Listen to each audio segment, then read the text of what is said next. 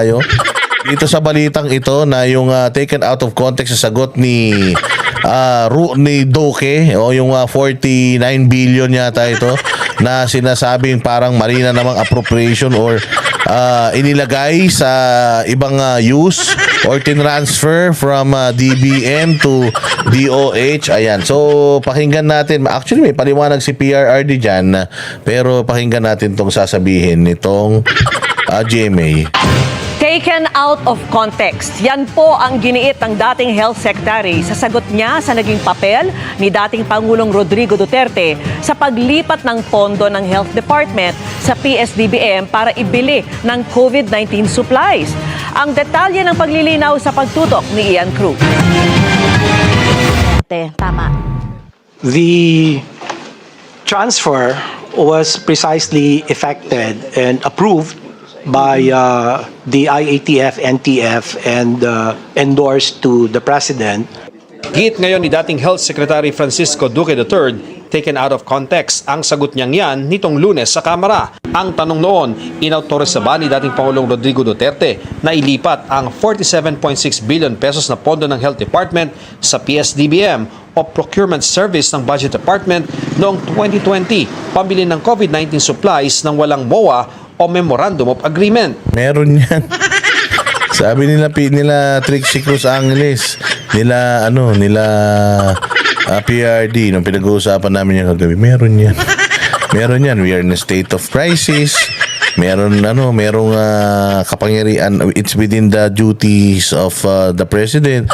Meron daw yan. Sabi nga ni PRD, I may not recall it 100% now, but I am sure walang anomalyang nangyari dyan because pwede nyong ang mga Duterte, pwede nyo silang pagbintangan na mga mamamatay tao, pwede nyo silang pagbintangan na ng Google Pay, pwede nyo silang pagbintangan na nag-umaabuso sa kanilang kapangyarihan sa kanilang probinsya, na mga tripper sila, na mga siga sila.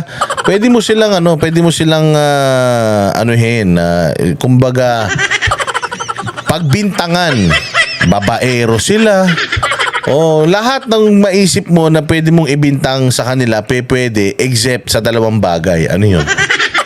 O issue ng drugs na nagdodroga sila, pangalawa, yung issue na magnanakaw sila. Oo, hindi yan ang walang Duterte na magnanakaw at walang Duterte na magnanakaw.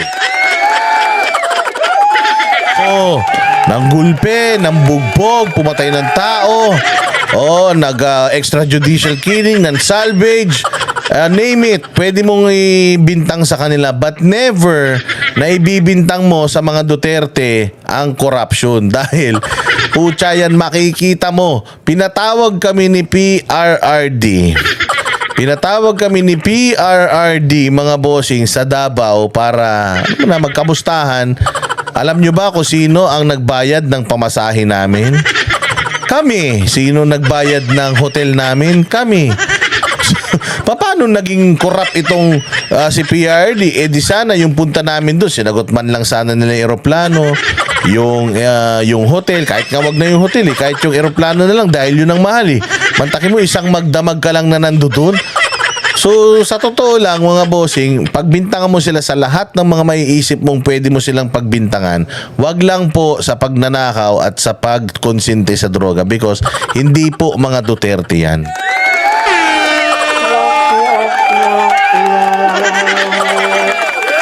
Diba? Nanampal, nagpakain ng ganito, nanadyak o nandura, lahat yan pwede mong pero wag, parang kay Pastor Apollo Kibuloy din pwede mo siyang pagbintangan na yung kanyang simbahan, pwede mo pagbintangan na kulto.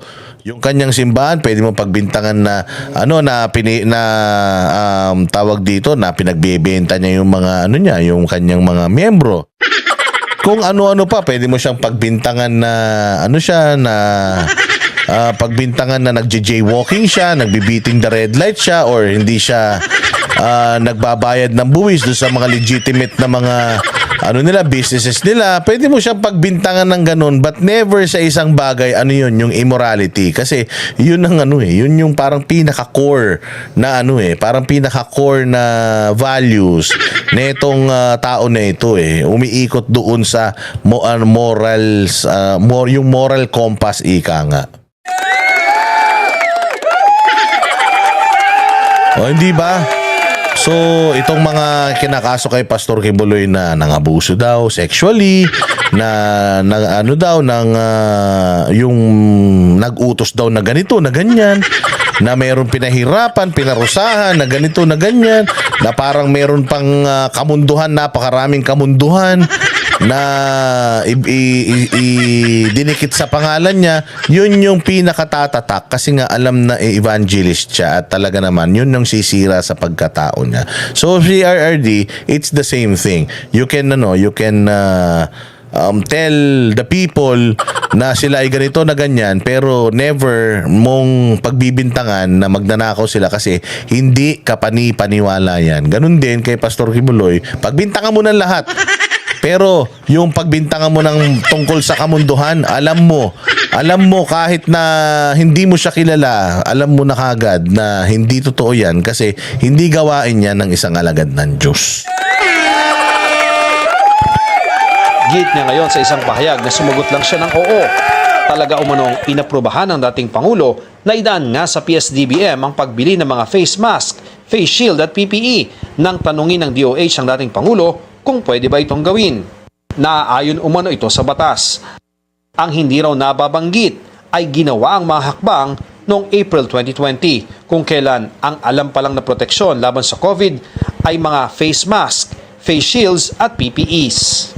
Ang procurement na ito ay kailangan at dapat mabilisan at ang pagbili nito sa ilalim ng PSDBM ay... Alam mo, isa pang problemang ginagawa nila dito is kino-compare nila nung 2020 yung presyo ng mga PPEs, yung mga face mask and face shields, yung mga COVID-19 na commodities. So, kumbaga, pino-compare nila yung presyo noon at saka yung presyo ngayon.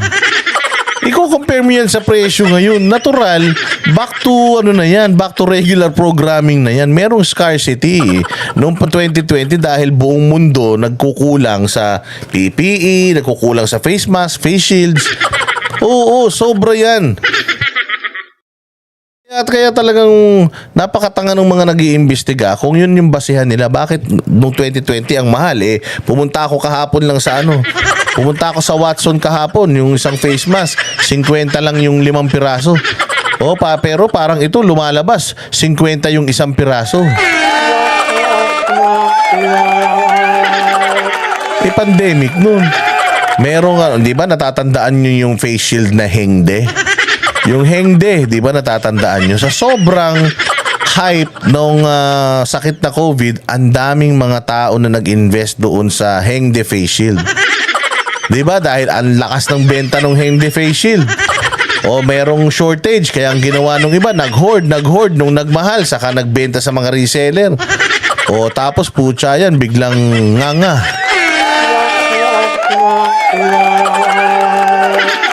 Diba? Sa sobrang scarcity noon, nagkaroon ng scam. Invest ka.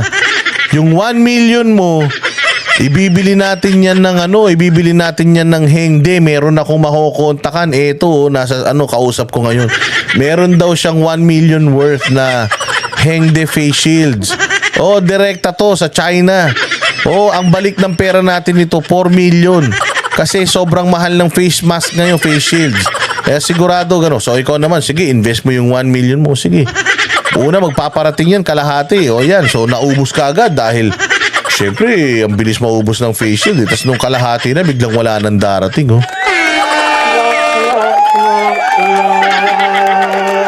Mandatory raw sa batas na siyang basihan ng approval ng dating Pangulo. Nanghihinayang si Senadora Risa Ontiveros para kay Duque sa ginawa niyang pagbawi. It was good while it lasted, no? Kalahi nyo yan. Diba dilawan yan, Risa? Galit na galit ka sa kalahi nyo. Dilawan yan Tao pa ni Pinoy yan so tuwan-tuwa ka nung pwedeng masilip si PRRD sa sagot. Pero nung hindi na, nung binago niya at ikinorek niya dahil mali yung inyong pagkakaintindi, galit ka na sa kanya. So, ibig sabihin, Risa Ontiveros, hindi ka objective. Ang gusto mo lang talaga, papanagutin itong si Duterte dito sa issue na to ng hayop na, ano na yan, na yung PSDBM issue na yan. Bumilib na sana ako kay former Sec Duque. That's the oldest excuse in the book para sa lahat sa amin na nagtatrabaho sa public sphere. Kung yan ang sinasabi niya na pina-accelerate lang ni Duterte yung pag-procure, in a way, we're back to square one dun sa kanyang posibleng pagiging importanteng resource person. Is really his loss. Sabi ni Ontiveros, nais ng Senado So, hindi siya happy kapag ka hindi niya maidadrag ang mga Duterte sa kaso. Pero kung naidadrag mo yung mga Duterte, ang saya-saya niya. Kaya makikita mo kahit doon sa hearing ng hearing ng Senado diyan sa issue ng mga testigo niya na nag-aakusa kay pastor na ganito na ganyan. Tingnan mo, available yung mga taga-Kingdom Nation. Yung dami nung kahit 10 pa yung testigo mo, yung ilang milyon na mga na mga membro niya ay always ready na ipatawag mo diyan para i-cross-examine mo sila.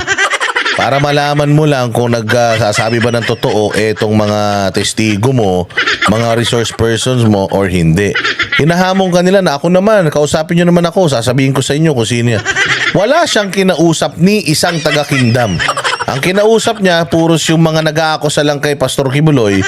Wala siyang ibang gustong ipatawag kundi si Pastor Apollo Kibuloy.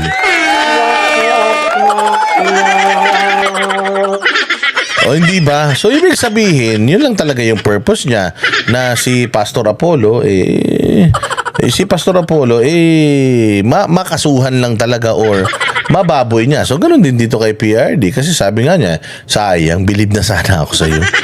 Kuha na sana yung sagot mo, mapapatawag ko na sana si Duterte, kaya lang wala sinagot mo yung tama Ano ka ba naman? Di sana nakapuntos ako. Talagang ang buhay nito ni Ontiveros, pinaikot niya na sa pagpapakulong sa mga Duterte. Hanggat meron siyang nakikitang tibok ng puso na pag-asa na ang mga Duterte ay, alam nyo na, mapasala or wala nga talaga sa political scenes at maghirap at magdusa, gagawin nito ang lahat. She will go outside of her comfort zone para lang talagang itong mga Duterte na to ipahirapan. na muling mabuksan ang investigasyon sa Pharmaly scam.